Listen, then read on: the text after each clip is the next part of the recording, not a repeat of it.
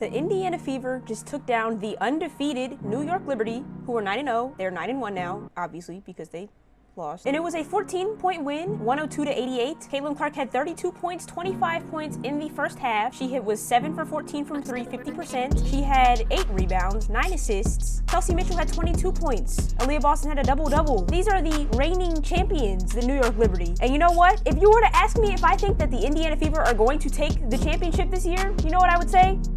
Hell nah. Like, come on, you guys. I'm not here to just glaze everything. But I'm not going to sit here and act like the Indiana Fever did not just play an amazing game. That was insane. They're now 500 on the season, 5-5. I mean, it was a great game watching it. I mean, Clark had 3 back-to-back threes in 50 seconds. And they were all logo range about, or like, you know, mid-logo volleyball line range. It was insane to watch. She hit a shot over Brianna Stewart. And then they're sitting there laughing at each other because they both know that's insane. But I mean, you have to put with a grain of salt because the Liberty are missing 2 of their very important players. They're missing Jonquel Jones and they're missing Phoebish. Jonquel Jones is hurt, and Phoebish, I don't know where she is. But like, obviously those are 2 essential pieces that they have, because then you look at the bench contributions for the Liberty and you have 8 minutes, 12, 18 minutes, and there's little production from the bench. 12 points from the bench for the entire game. They had 88 points. The bench had 12 of that. That's kind of bad. That's really bad, actually. The reason that I say that the Fever are not a championship caliber team right now, do I think they will be in the future? Absolutely. Because when you're having Clark leading the team in points, 19 points per game, Kelsey Mitchell is not far behind with like 16.9, I think, something like that. And Clark is also averaging 9 assists. So almost a double-double in points and assists, which is, I think, exactly what she had last year. So consistency, yes. And Caitlin also, yes, she missed 5 games with her quad. So she was on like semi-restricted minutes, with that, whatever you want to call it. It was not restricted. And mind you, this is not the video that I wanted to make today. I was going to talk about how the Liberty and the Lynx are just running away with the championship hopes. But yeah, this game definitely shocked me. I was not expecting the Fever to win this one. I think the Fever are going to be a very hot contender for the championship in the years to come, and I just don't think that they're there yet, truly. So obviously we have to start with Clark because that's 32 points. 7 threes. Wow. Clark looked like she did not miss a beat. She looked like she was playing at 1,000 miles per hour. She literally, like, watching Clark play is literally like stressful because obviously you see people shoot half-court shots and you're like, what are you doing? Why are you shooting that? And then she just makes it. So it's kind of like, oh, it's Clark, she's gonna do that. And if you hate Clark, that's fine, that's your thing. You don't have to like Clark as a person, you don't have to like her as a player, but you do have to admit that she is very, very good. She is an incredible player. She's making shots that only maybe Sabrina Ionescu are gonna make. And that's just the truth of it. Consistently shooting from half court and making them. Sabrina also does that, but I think they are very closely rivaled in that ability to shoot threes. And Caitlin also had 9 assists, 8 rebounds, like I said, but she also had 7 turnovers today. Not great.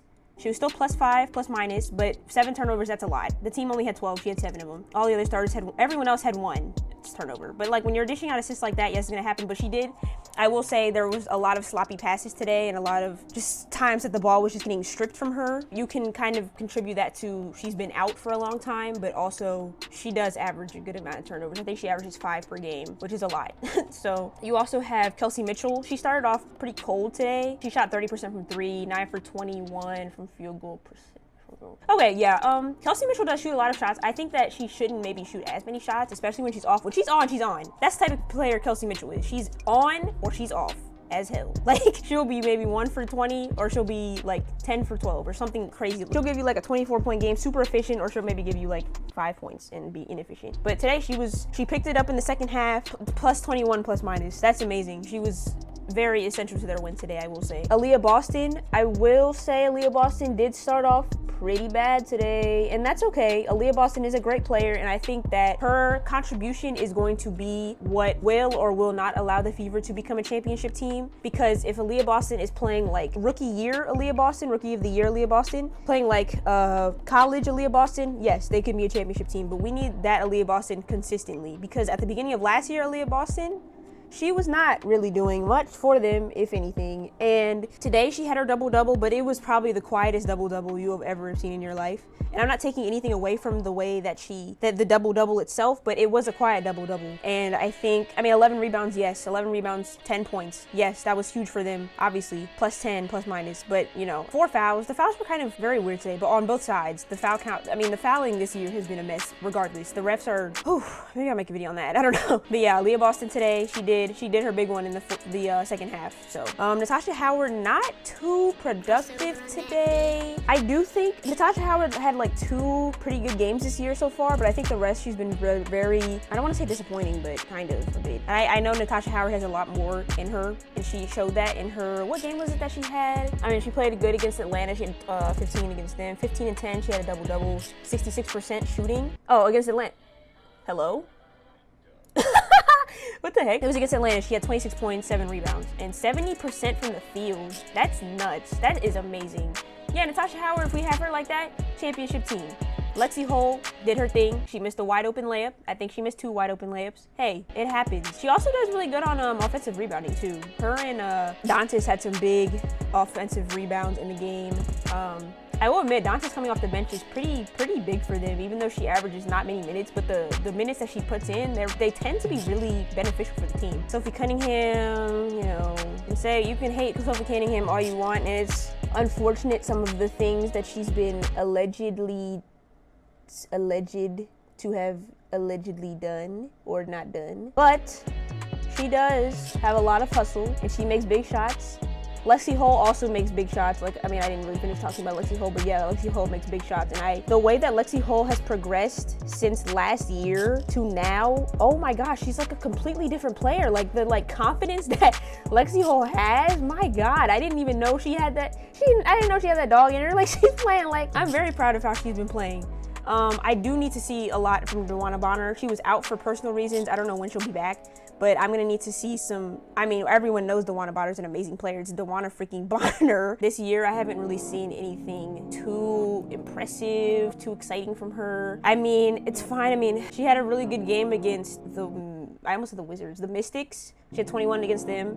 But then everything else has kind of been like 5, 6, maybe, I think there was a game where she didn't score at all, maybe.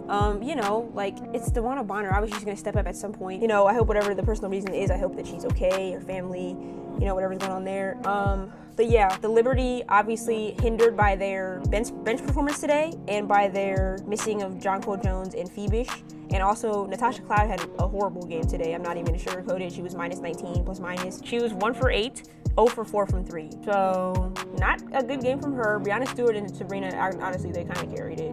Yeah, Stewie and Sabrina, they played amazing. Stewie had 24. Sabrina had 34 points. She was the leading scorer today. Nuts. 11 for 22, 4 for 10 from 3. Brianna Stewart was playing some amazing defense. It looked like a hassle for them trying to keep up with Caitlin Clark today. I know a lot of teams have been face guarding her, but I think that was a big issue that Caitlin was having, was trying to come off the ball. When Caitlin plays off the ball, the Fever do struggle. When Caitlin has the ball, when the offense is running through Caitlin, they play much better, and we saw that today. This is one of the best games that they have played, and not everyone even played well.